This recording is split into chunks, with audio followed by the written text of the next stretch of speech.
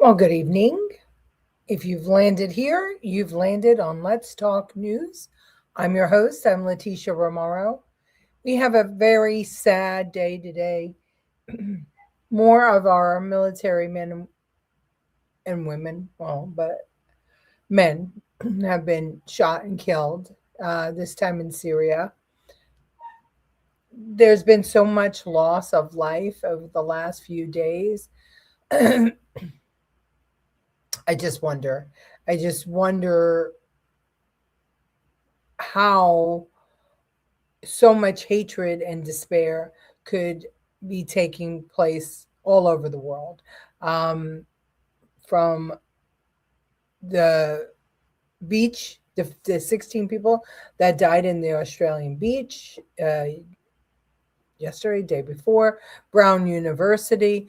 It's too much. It's really too much. And of course, today, Rob Reiner and his wife had their throats slit by their own son in their bed. I don't know. I don't know. Kevin was out here talking before we even got started. I wish I knew the answer to the number two topic on your talk today, but we all we can do is hope for peace at the end of it all. History shows. Yeah, we need to hope for peace because this is getting crazy now.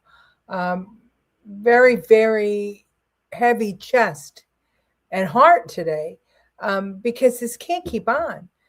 Hello, Debbie. I am glad that you landed safely. Thank goodness for that at least. How are you today? Hello, Francine. Good to have you here. Good evening, Kevin. Thanks for joining. Where are you, Debbie? Colleen would like to know. I think we all want to know where you landed. Hello, Andrew. Thank you for joining again. Um, yeah, so we'll talk about a little bit about the Reiner situation. Oh wait, here's Angela Ricca. How are you, darling? Good to have you. And here's the answer to the question: between the borders, the pro-Palestinian movement, the left-wing media spewing hate, and TDS, it's crazy. And not to mention the anti-Semitism. You're right. I mean, the hate is just it's too much. It's overwhelming. My mother-in-law used to say that when the world is in chaos, when the people of the world are in chaos, that the world actually reflects it. The weather reflects it, and I think she's right. Yes, she landed on our show. I thought that's what you meant, but then I thought, maybe I'm just a little too overwhelmed today. I have to tell you, I'm a little mushada today. I am definitely not myself. I had to go early for a CAT scan with contrast for my brain aneurysm. And that contrast, boy, it knocks the crap out of me. I don't know. I'm never right after that. And it's always early in the morning. So it's a whole day spent drinking water and just feeling like meh. And then, of course, on top of it, all the sad news is just today. I almost, I didn't watch the news almost. I really, I was watching The Housewives. At least if the fighting there is funny. Hate needs a platform, and if there is drugs or mental illness in the mix, it's a recipe for disaster. It really is. I mean, what? Look, Rob Reiner was a very outspoken liberal, very outspoken, and he had lots to say about President Trump. Absolutely a bundle, and not nice stuff either. But nobody should die that way. Nobody. Well, yeah, nobody should die that way. I mean, I was going to think of, like pedophiles and things like that, maybe, but no, they should get a more gruesome death. To be to have your throat slit by your own child, it's terrible. So his son has been arrested, and they say that he had a long history of mental illness and drugs, and that he was living in the cabana in the back of the house, and that they had all gone to a party, and the father and son got into a horrific fight, and that's what caused that to happen. But I have so many questions. I'm sure we have a lot of veterans who are on my show. Um, it's not easy to slice a throat. I know because even when you're like, bleeding out a rabbit, or because my grandparents raised rabbits for eating, and they taught me how to do that. It's not easy to get all the way through. It's there's a lot of cartilage and human throats. I mean, there's a lot of stuff there. How did he do it? I don't understand. How didn't how Rob's a pretty big guy. How did he not stop him? Did he do Rob first and then the mother? I mean, it just the whole thing is I just don't understand. I just don't understand. It's crazy. And the media and the political climate fuels it, and violence is inevitable. You're right, and that's the whole thing. I mean, we have a climate of anger and hate that the media is fueling, and it is just it's destroying us as a society because we're choosing sides. Thank you, Andrew. I'll be okay. It's just the contrast makes you kind of weird. Hello, Susan. Good to have you. Trump should keep his mouth shut sometimes, especially in death. I love him, but the timing is everything. I'm with you. I have it. I have it here. It's terrible. Um, he said we just heard President Trump on X. Uh, said, wait, let me see. In the post, Trump said, without providing any evidence, that Reiner and his wife reportedly died due to the anger he caused others through his massive, unyielding, and incurable affliction with Trump derangement syndrome. He was known to have driven people crazy by his raging obsession of President Donald J. Trump, he wrote. Sometimes you got to shut up because I think that was in such poor taste. I don't care if you liked him, if you didn't like him, but no, no. And I know that he, fires, he shoots from the hip, and mom, just know, President Trump, if you're watching, just know that was terrible, and you need to issue an apology for that truth. That was terrible, and it's still up there, and I don't like it, not one bit. Yeah. Let's see. Wait. Oh, I'm sorry. Wait, hold on a second. Maybe Rob was also medicated in a deep sleep, a really sharp knife, and a lot of incentive. Yeah, but what? Oh my God, I just can't even imagine you being so out of your mind that you're going to kill your parents like that. Doesn't our president realize he is also fueling the fire by what he says? I think he does, but that's the problem. I think that we get caught up, right? We're getting caught up in this frenzy of hate, in this frenzy of taking sides, of battling each other. That people who would normally not be so crass and terrible do those kinds of things. And I mean, listen, we all know that Trump is not polished at all, but that was uncalled for. I didn't like it. Rob Reiner, the meathead, will always be remembered. My sympathy, and may he be at peace. I don't know if he could be at peace. I mean, when it's your child that does it to you, I don't know. It is truly sad. Oh, it really is. It breaks my heart. Apparently, Rob Reiner was hospitalized for mental issues after the election. You know what? I wouldn't be surprised. I know that he said on Twitter that it was overwhelming for him, and he lost it on Twitter a couple of times. The president made it about him. Not good. Yeah, I'm with you, Deb. I'm absolutely with you.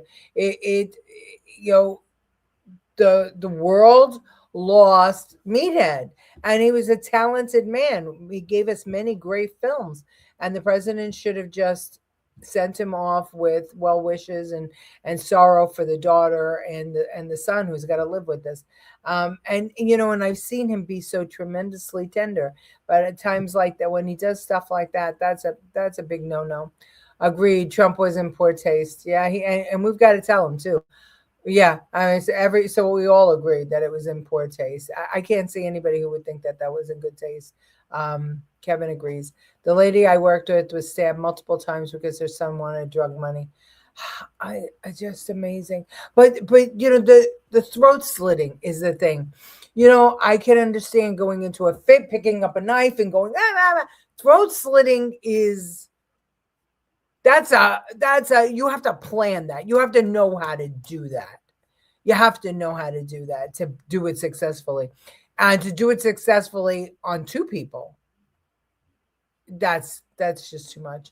Drugs take over the person. There is no rational thought, anything else. It's an evil force. It sure is. And today, the White House declared that fentanyl is a weapon of mass destruction. So there's that. That's good.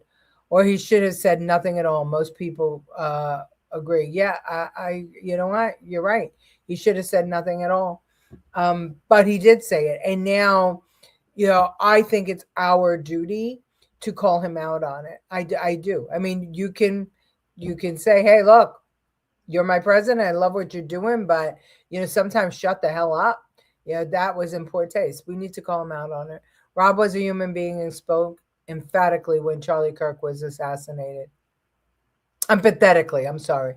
Oh, I didn't hear that, but I'm glad. I'm glad of that. I would imagine he would. I mean, I know that he lost his mind when Trump. I mean, not literally. I mean, on social media, he was kind of cracking up there um, when Trump got a second term. But I just listen, I think that he made a lot of sense with a lot of things, but I think like a lot of people on the left and on the right, he had a lot of disinformation being thrown at him, and he didn't bother to really dig down deep. Even though he was very political, he was lazy about it. Muslims do it with a machete.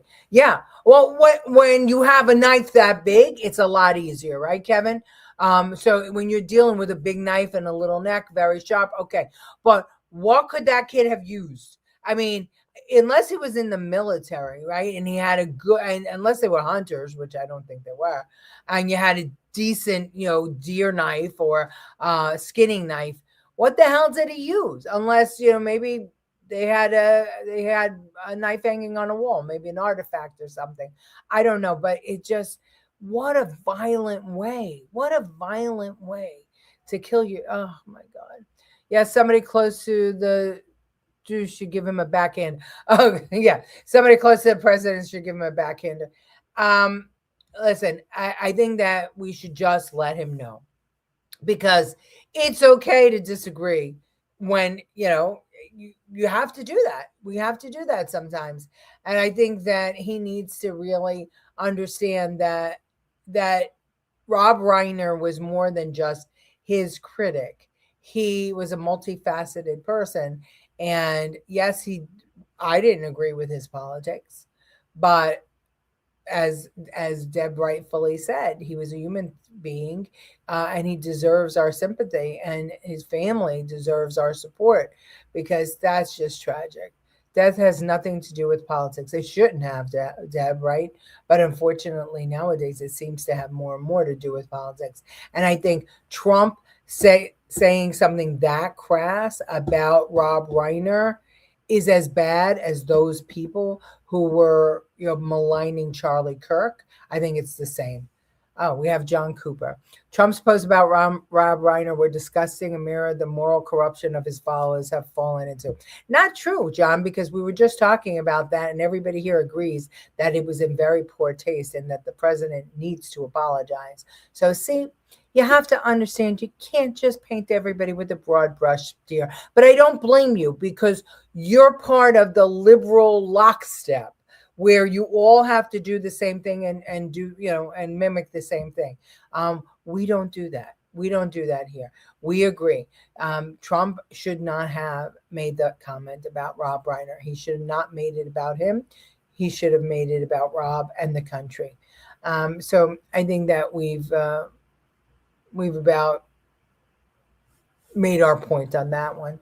But yesterday, after the show ended, um, I got a piece of information that I didn't play on the show. So I'm going to play it now. I mean, how many of you have heard that the Arizona computer system had a glitch? and it said that 218,000 people and counting, could be more, who registered to vote failed to show citizenship. So there was no background, there was no citizenship match. And these 218,000 people are now on the voter rolls. And Arizona Supreme Court said that they have to stay there until after the 2026 election. Anybody else heard that? I'm going to play a clip. We'll give credit where credit is due and when it's not due, sir. Yes, absolutely. He's gone, I'm sure, already. Deb, he likes to just come in and talk smack and lie and disseminate disinformation, and then he leaves. I never heard of the glitch. Why no info on that? Hold on. I'm going to show you now. Here we go. Now, this new data set, as they're calling it, brings the total number of people impacted to 218,000 instead of the 98,000 we first reported. These people were mistakenly marked as having provided documentary proof of citizenship, and Arizona voter registration database now has correctly flagged the impacted individuals. Election officials say they will contact the affected Arizonans with information regarding their status after the general election. That means for now, the Arizona Supreme Court's ruling is going to stay that impacted voters, that includes all of them, will still be able to vote. Okay. 218,000. That is, if I'm not mistaken, I think I'm going to Google this right now. I think that's a whole congressional seat. How many people in a congressional district? Okay, let's say, 700,000 in a congressional district.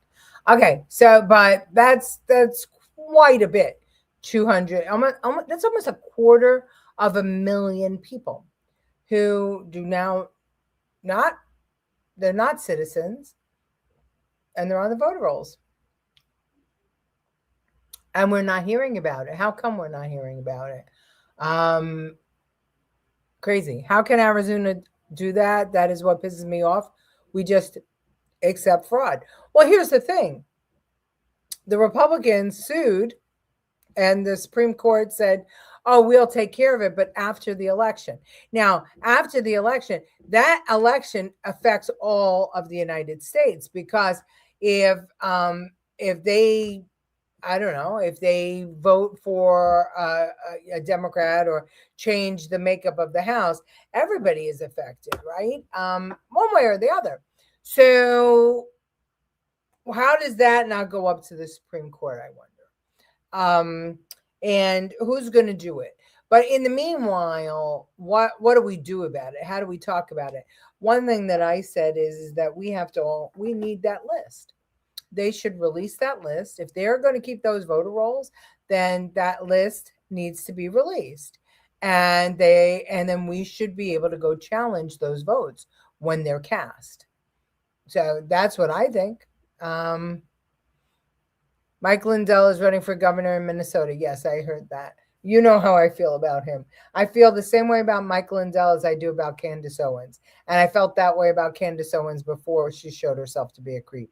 And yes, I heard all about her meeting with Erica Kirk, but I don't trust her. I don't like her. I think she's a lunatic.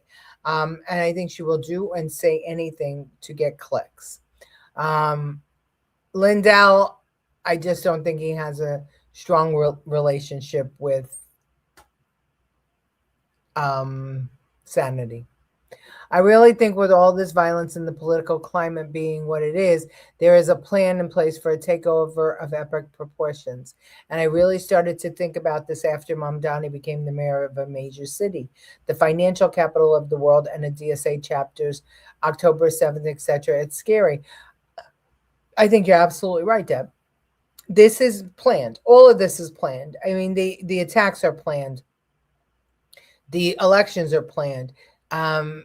There are people who truly want to undermine America, and they will stop at nothing. And we talk about that on the show. And we have for the last 5 years now.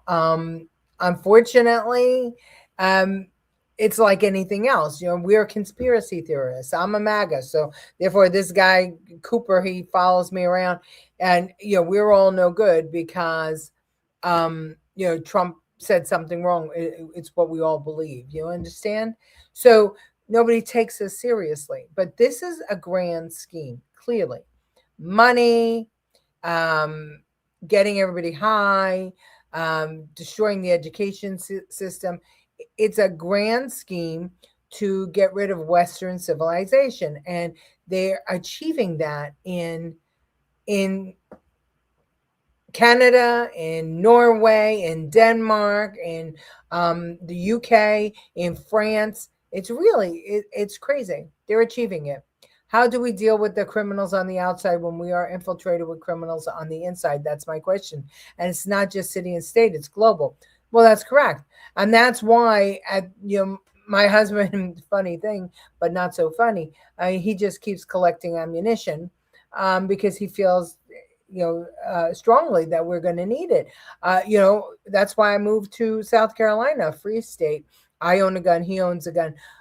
We know how to protect ourselves. But at the end of the day, this is we can't just cocoon ourselves. This is about saving society. This is truly about saving society. And I'll say it again. Look back at Demolition Man, Sylvester Stallone. That was a movie that I feel like is coming to life right now in front of us. It needs to be before the election. How can they accept those votes? It has to be. Well, I don't know what can be before the election, except for it keeps on getting appealed, and then the Supreme Court acts on it. Otherwise, we have to go to Arizona and we have to challenge those voters. I used to like Candy, but she has gone off the rails big time. She did, but yeah, I just, that was my feeling on her, and I guess it's just because I know so many people and I've seen so many people that I got an ick feeling about her. I get an ick feeling about Lindell too. By the way, on a lighter note, nice hat. Oh, thank you. My hair needs to be colored. And I was late sitting down, and this was the closest hat that was to me. So, yeah. Merry Christmas. I'm hoping for some Christmas cheer, but I don't feel like that there's a lot of Christmas cheer. All right. So, 113th Cavalry Regiment were attacked by a lone ISIS gunman on Saturday, December 13th in Palmyra, Syria. And the two fallen soldiers are Sergeant William Nathaniel Howard, he was 29, of Marshalltown, Iowa, and Sergeant Edgar Torres Tovar, 25, of Des Moines. Breaks my heart. Absolutely breaks my heart. Well, let me play the tape. 2 U.S. service members and 1 American civilian interpreter were killed. ABC News senior White House correspondent Selena Wang has more. Selena, what's the latest here? Well, Andrew, these mark the first deaths of Americans in combat since President Trump started his second term. They also mark the first American military fatalities since the fall of Syria's dictator Bashar al-Assad, the first in that country in Syria, of these American military fatalities. And the president yesterday, he pledged to retaliate against ISIS. Take a listen to what he told me. Mr. President, will the U.S. retaliate against ISIS? Yeah, we will. The new president of Syria is, as they told me, and I'm not surprised, he's devastated by what happened. This is an ISIS attack on us and Syria. So what we know is that these 3 Americans who were killed, 2 U.S. soldiers and 1 U.S. civilian interpreter, they were ambushed while they were supporting counterterrorism operations against terror groups in Syria.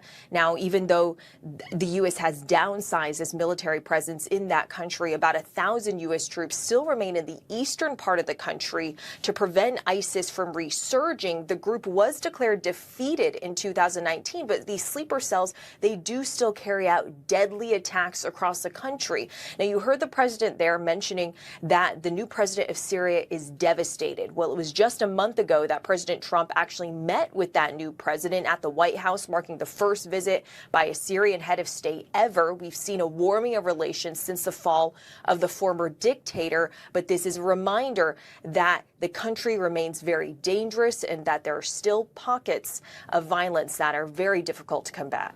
Selena Wang, thank you.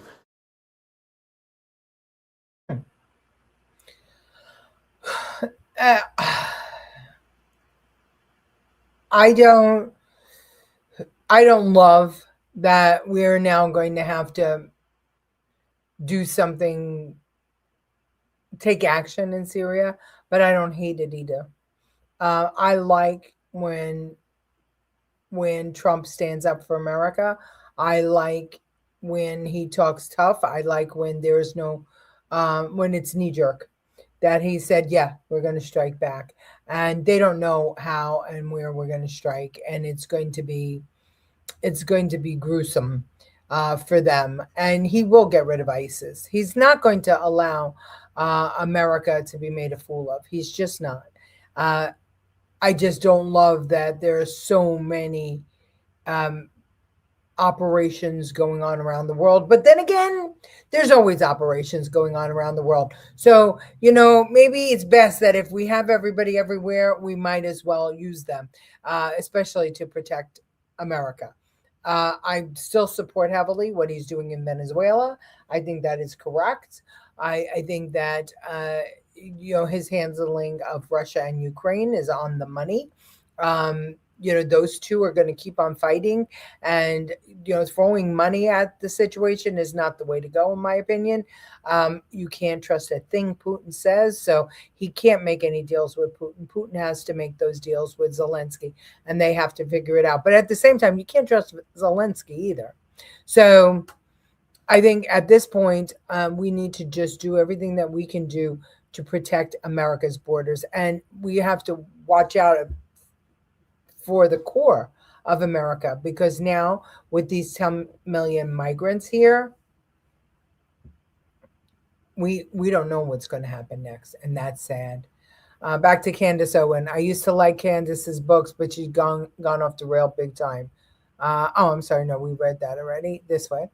I bought Candace's book Blackout years ago, and today she has the opposite views. Go figure. It gets her clicks, Kevin. It gets her new people to come and listen to her talk, and it shows she has no moral center. She'll be whoever you want her to be as long as you pay her. The whole reason that she does what she does is to make money. Why is the head of the Brown College ignorant of what went on in her college? $2 billion endowments, $2 billion of dollars in endowments, and no security cameras. Check the funding for that college. Brown and all the universities, we have real problems there. We've had real problems since the 1950s, and in the 60s and 70s, when everybody went to college to avoid going to war. That's when all of the mind fucking started. And now we have, adults talking to children in psychotherapy speak. I mean, what the new thing? I don't feel safe here. I need a safe space. There are a couple other things that this psychotherapy crap going on. And people are starting to sound like little psychotherapy parrots. It's really scary. My sympathy on the loss of lives in Syria. Thank you, Andrew. And we all feel that way. It's such a shame. Yes, we are at a crossroads when it comes to dealing with retaliation concerning the USA. Oh, we have a strong president finally. We have to trust Trump and his cabinet, but most of all, trust God. I'm with you on that. Muslims may hit 5 cities in the U.S. on New Year's Eve. I heard on a podcast. They just uncovered, let's see, I'll read it to you in a minute. Take activated charcoal caps to get rid of the dye in your system. Oh, thank you, Debbie. That's really good. All right, before I go, federal authorities arrest 4 suspected extremists in New Year's Eve bombing plot across Southern California. So they've arrested them. We're going to see more. Be prepared. Be safe. and be vigilant. That's all we can say. Thank you for joining me tonight. It was a good chat. And I will see you tomorrow at 8 o'clock. Tell your friends. Good night.